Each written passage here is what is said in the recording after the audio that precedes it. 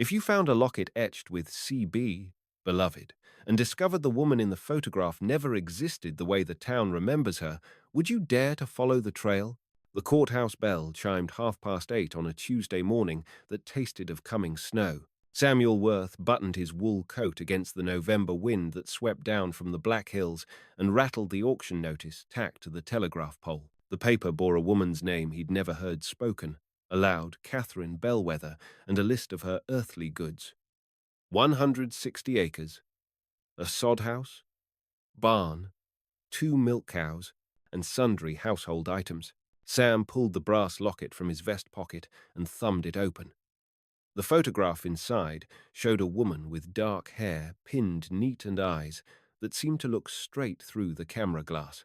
On the back, someone had scratched CB, beloved, in careful letters. He'd found the locket 3 weeks ago in the mud outside Kellerman's general store, and every inquiry about its owner had met with shoulder shrugs and headshakes. "You fixing to bid today, Worth?" Jonas Kellerman emerged from his store, apron dusted with flour and a ledger tucked under his arm.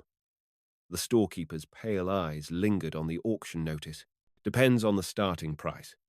Sam closed the locket with a soft snap. "You know anything about this Bellwether woman?" Kept to herself mostly. "Came in for supplies once a month, paid cash, never lingered for gossip." Kellerman adjusted his wire-rimmed spectacles. "Heard tell she was a teacher back east before she took up that claim. Consumption took her, same as it took my Martha." The morning stage rumbled past, wheels striking stone in a rhythm that matched Sam's pulse. He had $23 to his name and a fierce hunger for land that went deeper than hunger for food. The Bellwether property sat 8 miles northwest, good water and shelter from the worst winds. Perfect for a man starting over. "Stage to Rapid City leaves at 10:15, Kellerman said, consulting his pocket watch. "If you change your mind about staying put." Sam folded the auction notice and tucked it beside the locket. "I'm not going anywhere." The courthouse bell struck 9, and he walked toward his future. ACT 3. The auction crowd gathered like crows around fresh corn. Sam counted 43 people on the courthouse steps, including 3 men in fine wool coats who looked like they'd stepped off the morning train from Chicago. Money men, land speculators with deep pockets and Eastern backing. Auctioneer Hiram Goss rapped his gavel against the wooden podium. "Ladies and gentlemen, we commence this morning with the estate of Catherine Bellwether, deceased, as recorded in Dakota Territory Land, patent number 4817. Goss held up a folded document, the deed itself, brown with age and official seals. Sam's mouth went dry. That paper represented everything he'd dreamed of since leaving Ohio. 160 acres of prime farmland, including dwelling, outbuildings, livestock, and all chattels therein. Goss's voice carried over the murmur of the crowd. Opening bid set at $40. 3 hands shot up immediately. The price climbed to 60 before Sam found his voice. 65, he called out, his words barely audible above the wind. One of the Eastern men turned to study him. Expensive hat, gold watch chain, eyes like chips of flint. The man's bid came swift and certain. 75. Sam's fingers found the locket again. The woman in the photograph seemed to be watching him, waiting. He thought of her walking these same streets, buying supplies at Kellerman's, keeping her own counsel in a territory where most folk wore their business like Sunday clothes. 80, Sam said. The bidding stalled. Goss consulted his pocket watch at 10:15. The Chicago men huddled in conference, while Sam counted his money for the 3rd time that morning. $23 in his pocket, maybe 7 more if he could catch Jonas Kellerman in a generous mood. "Current bid stands at $80, Goss announced. "Do I hear 85? The man in the expensive hat smiled like a card sharp with 4 aces. 85. The courthouse bell chimed the half hour, and Sam Worth faced the hardest choice of his life.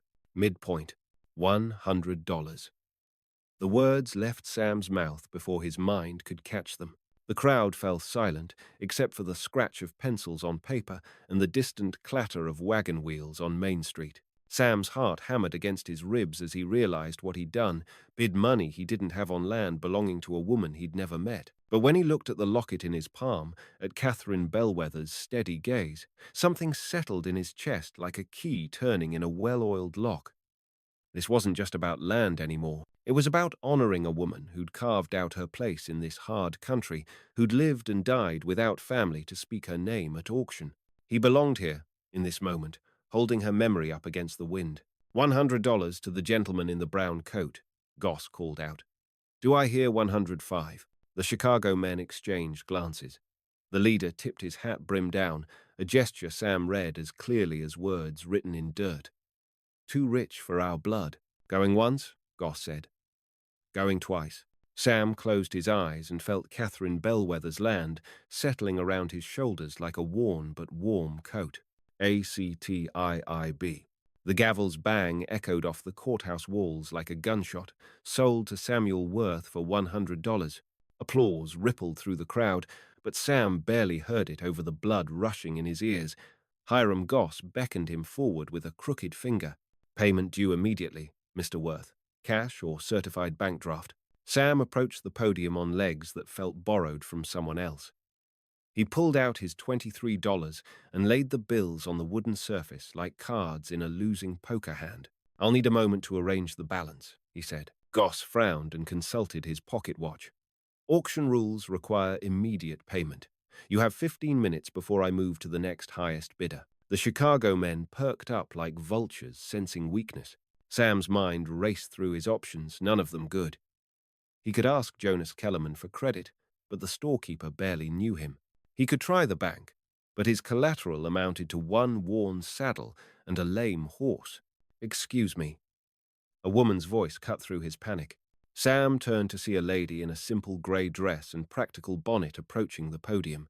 She was perhaps 30 years old, with calloused hands and the kind of steady composure that spoke of long acquaintance with hardship. Mrs. Eleanor Briggs, she said to Goss.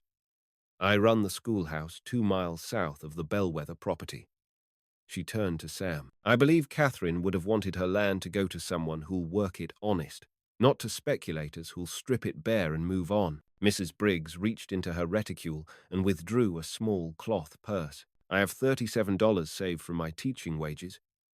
Consider it a loan. Sam stared at her. Ma'am, I can't. You can and you will. She placed the money next to his bills. Catherine Bellwether was my friend. She taught me which herbs cure fever and which roots make the best soap. She deserved better than dying alone out there. Mrs. Briggs pressed something else into Sam's hand, a folded paper, yellow with age. I found this in her house when I went to prepare her body for burial. I think she'd want you to have it. Sam unfolded the paper with trembling fingers. It was a marriage certificate, dated 3 years ago. Catherine Bellwether and James Worth, his own surname, though he'd never heard of any James Worth in his family line. The courthouse bell struck 11 o'clock, and suddenly Sam understood why the locket had felt so heavy in his pocket, why Catherine's photograph had seemed to watch him with familiar eyes. Time's up, Mr. Worth, Goss said. Do you have the full payment or not? Sam looked at Mrs. Briggs, at the marriage certificate, at the deed with Catherine's name written in careful script. Sometimes a man bought more than land at auction. Sometimes he bought a mystery that would change everything he thought he knew about himself. I have it, he said, and pushed all the money toward Goss. The bell chimed again, and Samuel Worth became the owner of his late wife's homestead. Act 3. The crowd began to disperse, but Sam stood frozen at the podium, the deed in one hand and the marriage certificate in the other. Catherine Bellwether Worth. His wife, a woman he'd never met, married to a man who shared his name but not his history, Mr. Worth. Mrs. Briggs touched his elbow gently. Perhaps we should talk. They walked to the bench beside the courthouse steps while the auction continued behind them. Mrs. Briggs settled her grey skirts and folded her hands in her lap like a woman accustomed to delivering difficult news. Catherine spoke of her husband only once, she said. Told me he'd died in a mining accident in Colorado before they could start their life together. She kept his name, kept expecting his family to come looking for her. Sam opened the locket and showed her the photograph. This woman, Catherine, I found this 3 weeks ago, in the mud outside Kellerman's store. That's impossible. Mrs. Briggs leaned closer to examine the image. Catherine never wore jewelry, said it was too fine for farm work, and she certainly never sat for a photograph in town. The church bell across the street began to toll noon, each chime driving deeper into Sam's confusion. He studied the marriage certificate again, noting the careful penmanship, the official seal, the date that placed the ceremony just months after he'd arrived in Dakota Territory. Mrs. Briggs, he said slowly. What did Catherine look like? Tall woman, brown hair she wore in a braid. Green eyes, strong hands from working the land. Had a scar on her chin from falling off a horse as a child. Mrs. Briggs paused. Why do you ask? Sam's heart began to pound. The woman in the locket had dark hair, yes, but it was pinned in an elegant style. Her hands were smooth, her dress expensive.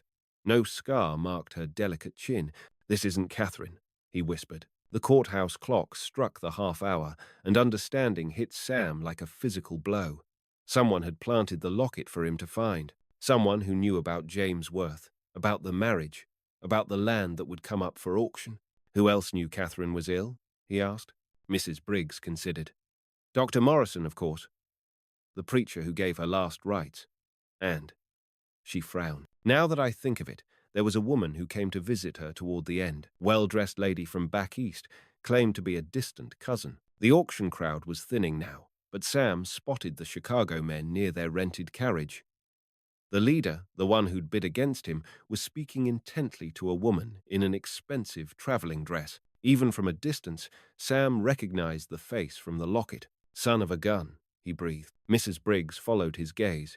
That's her, the woman who visited Catherine. Sam stood up, his mind racing to piece together the swindle.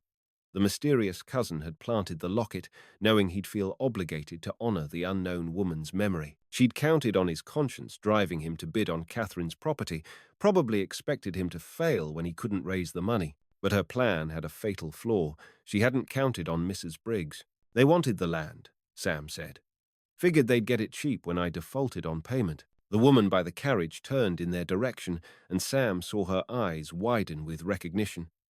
She said something sharp to her companion, who immediately began walking toward the courthouse steps. Mr. Worth, Mrs. Briggs said urgently, what are you going to do? Sam looked at the deed in his hand, then at the marriage certificate. Catherine Bellwether Worth had died alone on her homestead, tended only by a schoolteacher who remembered her kindness.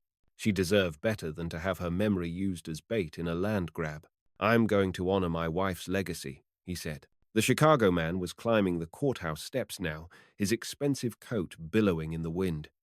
Behind him, his female accomplice climbed into the carriage and signaled the driver to prepare for a hasty departure. Excuse me, Worth, the man called out. I believe there's been some confusion about that auction. Sam turned to face him, the deed still clutched in his hand. No confusion at all. I bought the land fair and square. Yes, but you see, there are some irregularities in the title. Legal complications that weren't disclosed during the auction. The man's smile was as cold as January wind. I'm prepared to take the property off your hands for what you paid, save you the trouble of a court battle. Mrs. Briggs stepped forward. What kind of legal complications? The man ignored her, keeping his eyes fixed on Sam. The kind that could tie up the property in litigation for years. Expensive litigation. Sam felt the weight of the locket in his pocket, the folded marriage certificate in his hand. Catherine had faced down hardship and isolation to make her claim on this harsh land. He wouldn't let her memory be bought and sold by Eastern speculators. The deed is legal and recorded, he said. The land is mine. For now. The man tipped his hat. But I'd be careful if I were you, Worth. Dakota Territory can be dangerous for folks who don't know how to mind their own business. The threat hung in the cold air like smoke from a distant fire. Sam watched the man rejoin his accomplice at the carriage, noting how they kept glancing back at the courthouse steps. They're not giving up, Mrs. Briggs observed. Neither am I. Sam folded the deed carefully and tucked it into his coat pocket beside the locket. Mrs. Briggs, I wonder if you might do me one more favor. What's that? Help me learn about my wife. The church bell tolled 1 o'clock. and Samuel Worth began the long journey toward understanding the woman whose name he now carried. Denouement. 3 hours later, Sam stood in the doorway of Catherine Bellwether Worth's sod house, hat in hand like a man calling on a lady he hoped to court. The single room was neat and spare, a corn-shuck mattress, a pine table worn smooth by use, shelves lined with mason jars and medicinal herbs. Everything spoke of a woman who made do with little but wasted nothing. Mrs. Briggs moved through the small space with familiar efficiency, pointing out Catherine's belongings: the cast-iron stove she'd bought with her first teaching wages, the rocking chair she'd crafted from cottonwood branches, the Bible with passages marked for comfort during long winter nights. She was planning to expand, Mrs. Briggs said, pointing to a stack of lumber beside the door. Wanted to add a proper bedroom, maybe a parlor for entertaining. Said this territory needed more places where folks could gather for conversation and music. Sam ran his fingers along the smooth pine boards, imagining Catherine's plans taking shape under his hands. The land stretched beyond the doorframe, 160 acres of prairie grass and possibility, purchased with money he didn't have for a woman he'd never met. But standing in her house, surrounded by the careful accumulation of her dreams, Sam felt something he hadn't experienced since leaving Ohio: the sense of coming home. Mr. Worth. Mrs. Briggs withdrew an envelope from her reticule. I found this on Catherine's table the day she died. She'd written your name on the outside, James Worth, but never sent it. Sam accepted the letter with hands that trembled slightly. The envelope bore his surname in Catherine's careful script, along with an address in Denver that he'd never seen before. Inside, a single sheet of paper held Catherine's final message. Dear James, I know you are not coming. Dr. Morrison says the consumption will take me before spring, and I have made my peace with dying alone. But I wanted you to know that I have been a good wife to your memory, even if we never shared more than promises and a ring. The land is fertile and the water runs clear. Someone will love it after I am gone. I pray they will tend it with the same care you would have shown had you lived to walk these fields beside me. Your devoted wife, Catherine. Sam closed his eyes and felt the full weight of responsibility settle on his shoulders. He was not the James Worth she'd married, but he carried the name and now the land. Perhaps that was enough. She thought her husband was dead, Mrs. Briggs said softly. Maybe he was. Sam folded the letter and placed it in his pocket beside the locket and deed.